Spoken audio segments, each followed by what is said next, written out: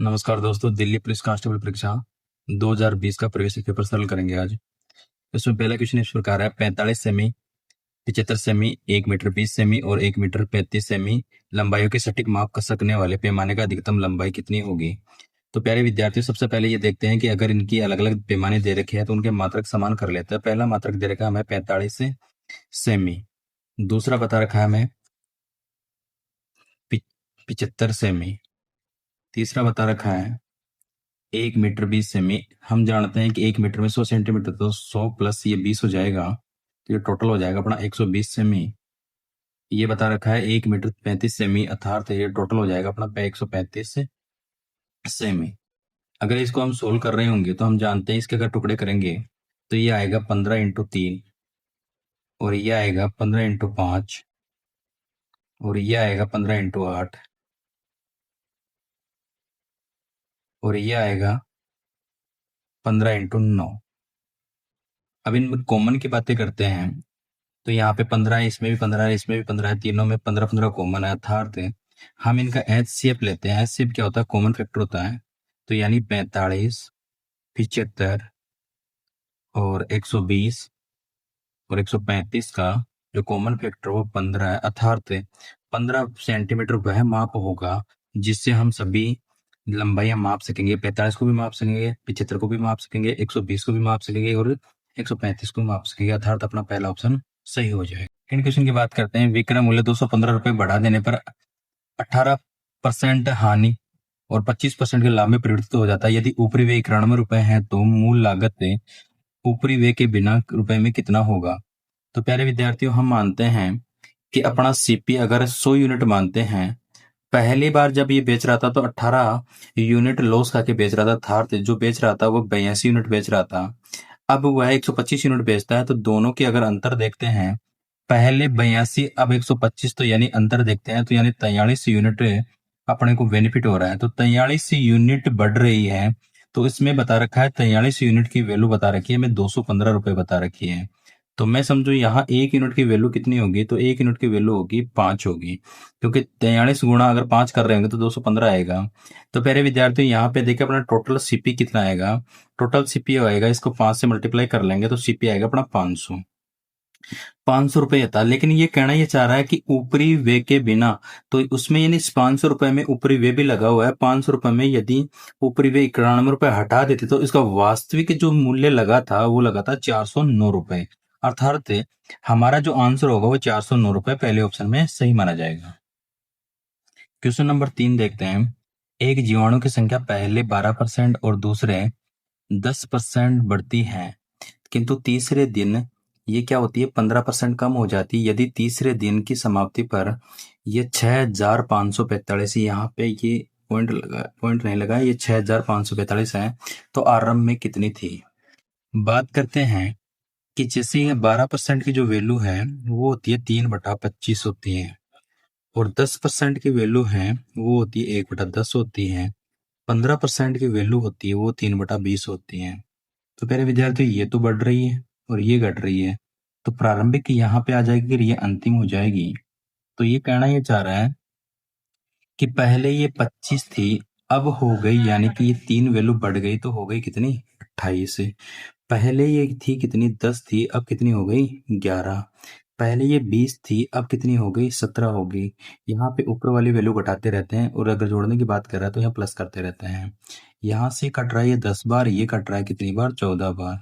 ये 14 बार हैं। तो यहाँ बात कर रहे हैं, इनको यदि मल्टीप्लाई करते हैं, इनको मल्टीप्लाई करते हैं, तो ये अगर मैं बात करूँ यहाँ पे, अगर 11 को 14 से गुणा करता हूँ तो 154, ठीक है। 114 को यहाँ पे 17 से गुणा करता हूँ तो ये आता है 2618। तो यानी कि ये अंतिम हो गई अपनी 2618, और इसमें मल्टीप्लाई करते हैं 25 को, यदि 100 से गुणा करते हैं 2500, यानी कि ये कहना ये चाह रहा है कि 2500 से 2618 हो गई। वास्तविक रूप से ये ठीक हो गई कितनी? ये यानी कि 6545 हो गए। तो मैं पूछूं आपसे, इसका ये कितना मल्टीपल होगा? कोई ना कोई मल्टीपल तो होगा। अगर ये कोई ना कोई मल्टीपल है तो ये है 2.5 गुना है इसका। 2.5 गुना, तो इसको यदि 2.5 से गुणा कर रहे होंगे, 2.5 से गुणा कर रहे होंगे तो ये आएगा अपना 6250 आ जाएगा, अर्थात 6250 था, अर्थात यानी कि ये आरंभ में जो था वो 6250 हो जाएगा। क्वेश्चन नंबर 4 की बात करते हैं। 17 लीटर के एक मिश्रण में अम्ल और पानी का अनुपात 5:2 है। यदि इस मिश्रण में 3 लीटर भाग भाग 3 लीटर अम्ल से प्रतिस्थापित किया जाए तो नए बने मिश्रण में अम्ल और पानी का अनुपात कितना होगा। पहले विद्यार्थी ये कहना चाह रहा है कि यदि हम 3 लीटर मिश्रण को निकाल दें और उसकी जगह हम यानी कि 3 लीटर अम्ल डाल दें 3 लीटर अम्ल डाल दें तो यानी कि नए मिश्रण में अम्ल और पानी का अनुपात कितना होगा। तो ये यहाँ पे देखें, पहले अनुपात यानी कि ये 17 लीटर मिश्रण था, तो 17 लीटर मिश्रण में हम 3 लीटर मिश्रण निकाल देंगे, तो 3 लीटर मिश्रण निकाल देने पर ये बच जाएगा कितना, 14 लीटर बच जाएगा। 14 लीटर बच जाएगा, अर्थात ये जो अनुपात है, अनुपात कभी भी चेंज नहीं होता है। इसमें अम्ल और ये पानी का जो अनुपात है, अम्ल और पानी का अनुपात कितना है, 5:7:2। अर्थात टोटल यूनिट की बात करते हैं तो टोटल कितना है, 7 है। टोटल यूनिट 7 है और टोटल यूनिट 7 है और 7 यूनिट की वैल्यू है, ये कितना यूनिट है, ये 14 लीटर मिश्रण है, तो 7 बराबर 14 तो 1 यूनिट बराबर 2। तो यानी अम्ल की जो मात्रा होगी वो तो होगी 10 लीटर, जबकि पानी की मात्रा होगी 4 लीटर, क्योंकि ये 2 गुना हो जाएंगे सारे। अब कहना क्या चाह रहा है, ये कहना चाहता है कि इसमें यानी कि अब बाहर से हम 3 लीटर अम्ल और मिला रहे हैं, तो 3 लीटर और मिला रहे हैं, तो 10 और 3 कितनी हो गई, 13। और यहाँ पे इसमें मात्रा कोई चेंज नहीं हुई है और ये 4 की 4 रहेगी, अर्थात अम्ल और जो पानी का जो अनुपात होगा वो 13। पांचवा क्वेश्चन कह रहा है, एक मोटर बोट को जल धारा के विपरीत दिशा में 24 किलोमीटर की दूरी तय करने में जल धारा की दिशा में उतनी ही दूरी तय करने में लगे समय से 1 घंटा अधिक लगता है। यदि नदी धारा की गति नदी की धारा की गति 2 किलोमीटर प्रति घंटा है तो स्थिर जल में मोटर बोट की गति कितनी होगी। तो प्यारे विद्यार्थियों, हम ये बताना ये चाह रहे हैं कि यानी कि धारा की दिशा में धारा की दिशा में और एक धारा की विपरीत दिशा में, धारा की दिशा जैसे मान लो कि इधर है और धारा की विपरीत दिशा ये इधर हो जाएगी। यदि मैं इसमें नाव की चाल यदि 10 किलोमीटर बाई ऑप्शन उठाता हूँ, 10 किलोमीटर प्रति घंटा लेता हूँ और यहाँ पे इसमें धारा की गति वाटर की चाल अर्थात 2 किलोमीटर प्रति घंटा लेता हूँ, तो ये B प्लस W यानी धारा की दिशा में हो जाएगा 10 प्लस 2 यानी 12 किलोमीटर प्रति घंटा, जबकि धारा की विपरीत दिशा में ये 10 माइनस ये हो जाएगा 2 यानी 8 किलोमीटर प्रति घंटा हो जाएगा, 8 किलोमीटर प्रति घंटा हो जाएगा। हमें कितना किलोमीटर चलना है, 24 किलोमीटर चलना है। यदि मैं 24 किलोमीटर धारा की दिशा से चलूं तो यानी 24/12 था, तो कितने घंटे हो जाएगा, 2 घंटे हो जाएंगे। जबकि अगर धारा की विपरीत दिशा में चलूं तो ये 24/8 तो ये कट जाएगा, कितने घंटे हो जाएंगे, 3 घंटे हो जाएंगे। अर्थात यानी कि ये धारा की विपरीत दिशा में 3 घंटे लेता है, जबकि धारा की दिशा में 2 घंटे लेता है। यानी कि मैं कह सकता हूँ कि धारा की दिशा में कम समय लेता है 1 घंटा, किसकी, धारा की विपरीत दिशा में, तो यही कहा गया था। ठीक है, अर्थात हाँ, जो ऑप्शन हमने बनाया था यानी कि धारा की मोटर की गति मानी 10 किलोमीटर प्रति घंटा, वो सही हो जाएंगे।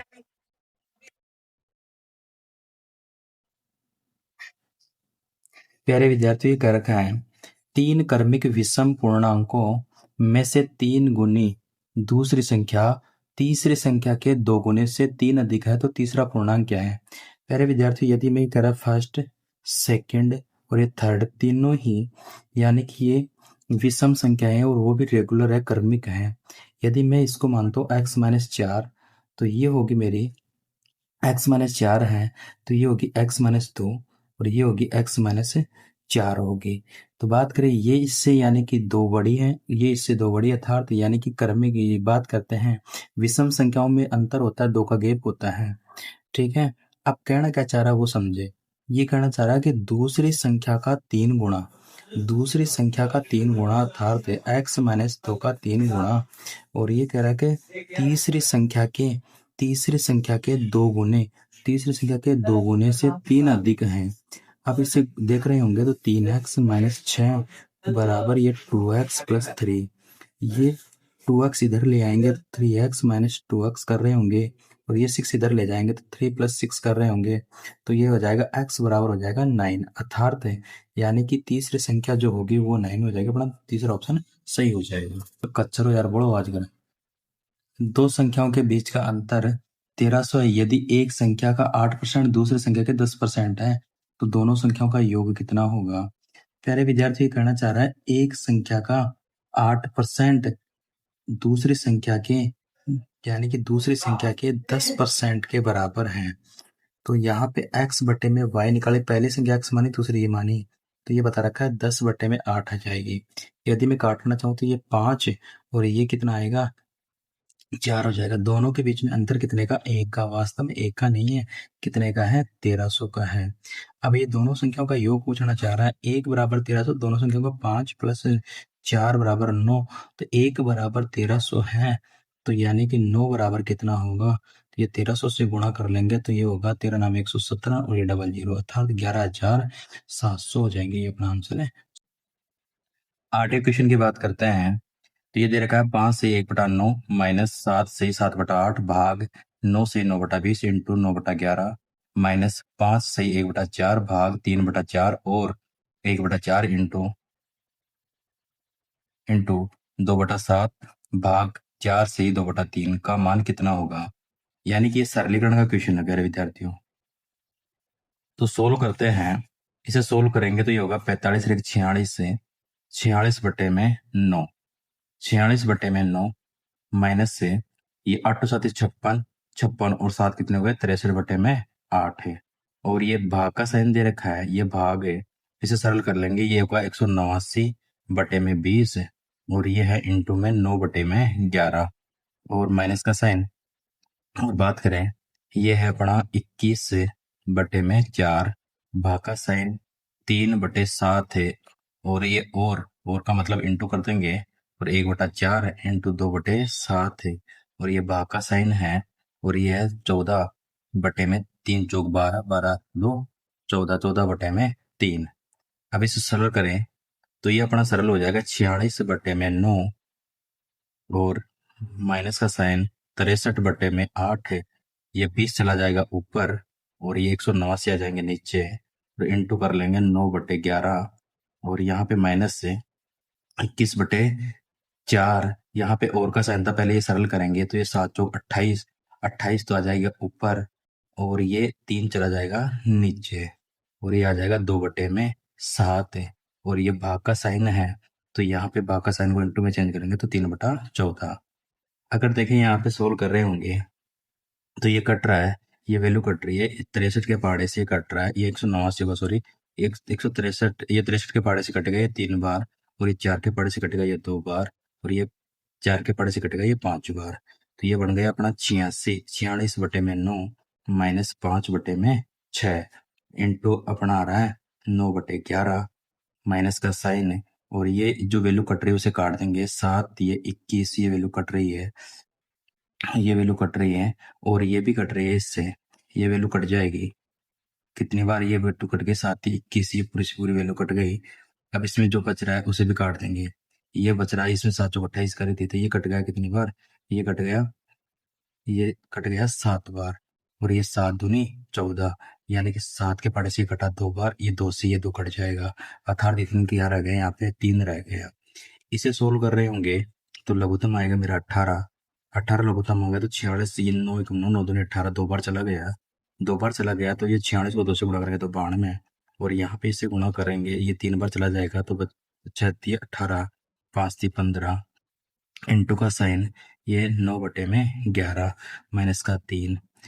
तो यहाँ पे फिर बाद में अगर 92 में से 15 जाते हैं तो बचते हैं 77 और ये बटे में 18 इंटू 9/11 माइनस 3। इसे सोल्व कर रहे होंगे तो ये आएगा ये 2 बार और ये घटेगा 7 बार। ठीक है, तो यहाँ पे ये बचा क्या 7 बटे में 2 माइनस 3। इसका लघुत्तम ले रहे होंगे तो लघुत्तम लेके सरल करेंगे, तो लघुत्तम लेके सरल कर रहे होंगे तो ये आएगा 7 माइनस 6, यानी 7 में से 6 चले जाएंगे तो कितने बचेंगे 1, अर्थात अपना आंसर आ जाएगा 1/2। ऑप्शन पहला सही हो जाएगा। अगला क्वेश्चन है यदि एक आयत की लंबाई 20% बढ़ाई जाए तो क्षेत्रफल समान रखने के लिए इसकी चौड़ाई कितने प्रतिशत कम होगी। तो प्यारे विद्यार्थियों यहाँ पे क्या है कि जब लंबाई बढ़ाई जाती है तो चौड़ाई को कम करनी होगी, तो चौड़ाई कितनी कम करेंगे, तो हम जानते हैं कि 20% की जो वैल्यू होती है वो कितनी होती है 1/5 होती है। तो लंबाई यदि लंबाई 5 यूनिट्स है, 6 यूनिट हो रही है, क्योंकि ये एक बढ़ रही है, तो चौड़ाई क्या होगी? चौड़ाई होगी अपने 6 यूनिट से 5 यूनिट, क्योंकि लंबाई इंटू चौड़ाई कर रहे होंगे तो इसका क्षेत्रफल समान होना चाहिए। अर्थात चौड़ाई 6 यूनिट से 5 यूनिट करेंगे तो कितनी कमी करनी पड़ेगी? एक ही कमी करनी पड़ेगी। किस पर कमी करनी पड़ेगी? 6 पे।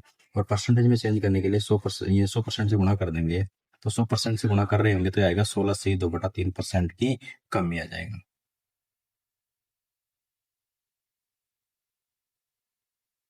अगला क्वेश्चन है प्यारे विद्यार्थियों, वार्षिक रूप से चक्रवृद्धि ब्याज किए जाने पर x% की दर से चक्रवृद्धि ब्याज की पर यदि 18,000 रुपए की एक धनराशि 2 वर्षों में 20,608.20 रुपए हो जाती है तो x का मान ज्ञात कीजिए। यानी कि हमें रेट पता करनी है। रेट पता करनी है। अपना जो मूलधन था, प्यारे विद्यार्थियों, और ये मिश्रधन हो गया कितना वो देखते हैं। प्यारे विद्यार्थियों, यहाँ पे जैसे अपने को दिया गया 2 साल दिए गए, समय 2 साल बताया गया है, क्योंकि ये 2 वर्ष के लिए बोला है। 18,000 रुपए थे, 18,000 रुपए हो गए 20,608 रुपए हो गए, और ये पॉइंट 608.20 हो गए। पॉइंट जब हटेगा तो यहाँ जीरो आएगा। ये लो, डबल जीरो, पॉइंट हटा दिया, जीरो से ये जीरो कट रही है। यहाँ पे ये आ रहा है, अगर मैं 18 का भाग देता हूँ तो ये तो बन जाएगा 10,000, और इसमें 18 का भाग दे रहा हूँ तो ये बन जाएगा मेरा 11,449। अर्थात यहाँ 10,000 रुपए से 11,449, तब 2 साल की बात रही होगी तो हम इसका अंडर रूट निकाल लेते हैं। अंडर रूट निकाल लेते हैं तो यानी कि अंडर रूट निकालेंगे तो ये आ जाएगा 10,000 का तो आ जाएगा 100, ठीक है, और 11,449 का जाएगा ये 107। अर्थात मेरा धन 100 रुपए से 107 हो रहा है, 100 रुपए से 107 हो रहा है। अर्थात यानी कि जो दर है, यानी कि दर की बात करते हैं, 100 रुपए से जब 107 रुपए बन रहे हैं तो यानी हम एक्स्ट्रा पैसा ले रहे हैं कितना? 7, और वो क्या है? ब्याज। जो एक्स्ट्रा पैसा लिया जाता है ब्याज का, वही तो दर होती है। दर पे 100 पर कैलकुलेट कर लेते हैं, 100 रुपए पर 7 रुपए, और उस परसेंटेज में वैल्यू करने के लिए 100% से गुणा कर देंगे तो ये कट जाएगा। अर्थात अपनी जो दर आ जाएगी वो 7% आ जाएगी।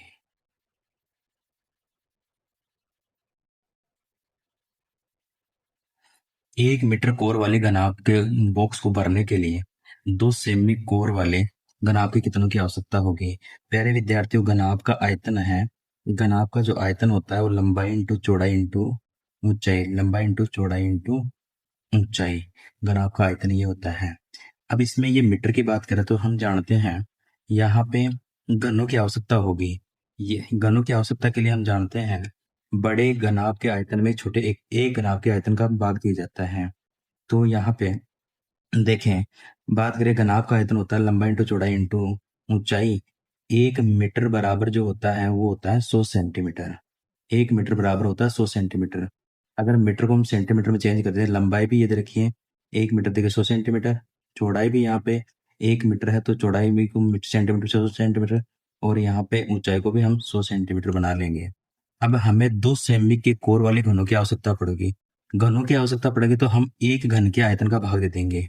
एक घन का आयतन क्या होगा? भुजा की पावर 3 होगी, अर्थात 2 × 2 × 3, क्योंकि भुजा की पावर 3 कर रहे होंगे, भुजा की पावर 3 कर रहे होंगे तो भुजा क्या है? 2 है, तो 2 की पावर 3 का मतलब 2 × 2 × 2 कितनी बार? 3 बार। तो यहाँ पे जो आएगी घनों की संख्या आ जाएगी, घनों की संख्या। तो ये सोल्व करने पे ये कट रहा है कितनी बार? 50 बार, और ये कट रहा है कितनी बार? 50 बार। ये भी कट रहा है कितनी बार? 50 बार।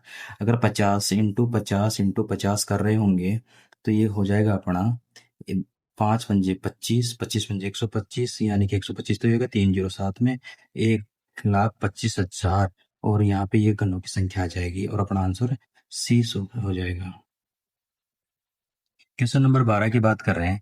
एक वस्तु का अंकित मूल्य इसके लागत मूल्य से 29% अधिक है यदि दुकानदार 25% की छूट देता है। यदि दुकानदार 25% की छूट देता है तो लाभ अथवा हानि प्रतिशत ज्ञात करें। तो प्यारे विद्यार्थियों, हमारी जैसे एमआरपी सॉल्यूशन करते हैं, एमआरपी है वह सीपी से यानी कि 29% ज्यादा है। सीपी मेरा 100 है तो एमआरपी है 29% ज्यादा 129 है। अब एसपी क्या कर रहा है? यानी कि ये छूट दे रहा है, छूट दे रहा है कितना परसेंट की? 25% की छूट दे रहा है, यानी कि ये छूट दे रहा है 25% की, अर्थात ये 3/4 भाग में ही बेच रहा है। तो यदि इस 129 का 3/4 भाग निकाल रहे होंगे तो ये आएगा 96.75 आएगा, 96.75। अब देखिए हमारे को लाभ हानि हमेशा क्रय मूल्य प्रति 100 रुपए हमारा 100 यूनिट हमारा क्रय मूल्य है और 96.75 विक्रय मूल्य है। तो मैं कहूँ कि कितना लाभ हो रहा है या हानि हो रही है। तो 100 रुपए में लाया 96.75 में बेच दिया अर्थात हमें क्या हो रही है हानि हो रही है। 100 माइनस से 96.75 यानी कितने की हानि हो रही है 3.25 की हानि हो रही है। परसेंटेज निकालने के लिए हम 100 पे यदि कैलकुलेट करते हैं तो वही परसेंटेज मान होता है अर्थात हमारा जो हानि प्रतिशत होगा वो हो जाएगा अपना 3.25% और बी ऑप्शन अपना सही हो जाएगा। अगला 13वां क्वेश्चन क्या कह रहा है, एक क्रिकेट खिलाड़ी 12 पारियों के लिए एक निश्चित औसत बनाता है। 13वीं पारी में उसने 108 रन बनाए जिसके कारण उसका औसत 6 रन बढ़ गया। उसका नया औसत क्या होगा। प्यारे विद्यार्थियों नए औसत देखना है हमें। तो 12 पारियों तक उसने कुछ रन बनाए होंगे। 13वीं पारी में 13वीं पारी में इतने रन बना दिए कि सभी पारियों का औसत रन 6 रन बढ़ गया। तो बात करें यहाँ पे कि 13वीं पारी में उसने 108 रन बनाए तो पिछली औसत में शामिल होने के लिए उसको कितने रनों की आवश्यकता पड़ेगी। ये 6 रन 13 पारियों के लिए एक्स्ट्रा बनाए तो इसका मतलब एक्स्ट्रा कितने रन बना लिए 78 रन एक्स्ट्रा बना लिए। इसका मतलब पिछले शामिल होने के लिए 108 माइनस 78 करेंगे तो ये आएगा अपना 30। यानी पिछली पारी 12 पारियों तक 12वीं पारी तक 12वीं पारी तक 12वीं पारी तक औसत था अपना 30 था। 13वीं पारी के बाद में 13वीं पारी के बाद में उनका औसत बढ़ गया।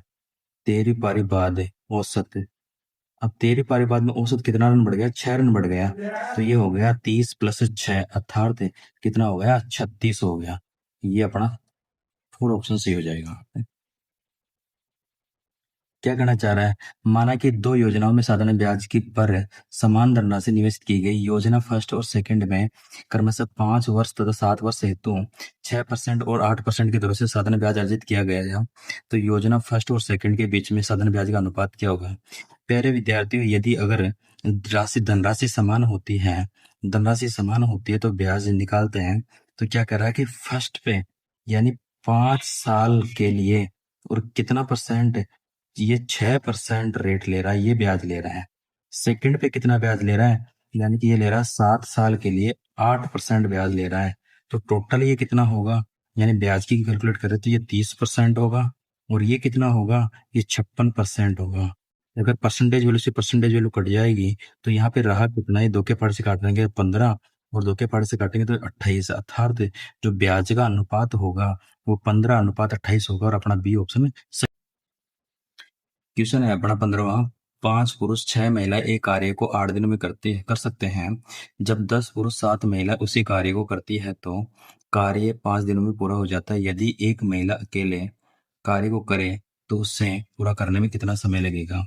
तो प्यारे विद्यार्थी टोटल वर्क देखते हैं 5 पुरुष और 6 महिलाएं और यहाँ पे 8 दिन में कर सकते हैं। एम को यानी आदमी डब्ल्यू मतलब वुमेन ठीक है। और यही कार्य यानी कि अगर यही कार्य 10 मैन प्लस 5 वुमेन मिलके अगर करती हैं तो ये कार्य समाप्त हो जाता है 5 दिनों में कंप्लीट हो जाता है।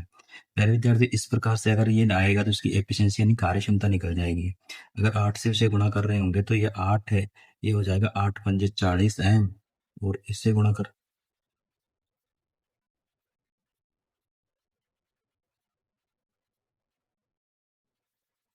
अगर 8 से मल्टीप्लाई कर रहे होंगे तो 8×5 = 40 और 6 से मल्टीप्लाई कर रहे होंगे 6×8 = 48 डब्लू।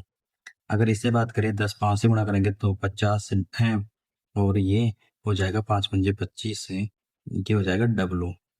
अब यहाँ पे प्यारे विद्यार्थियों कि जैसे यहाँ पे थोड़ा सा मिसप्रिंटिंग होंगी। ये यहाँ पे 7 वुमेन थी 7 वुमेन तो ये 35 हो जाएगा 35 से डब्लू डब्लू हो जाएगा।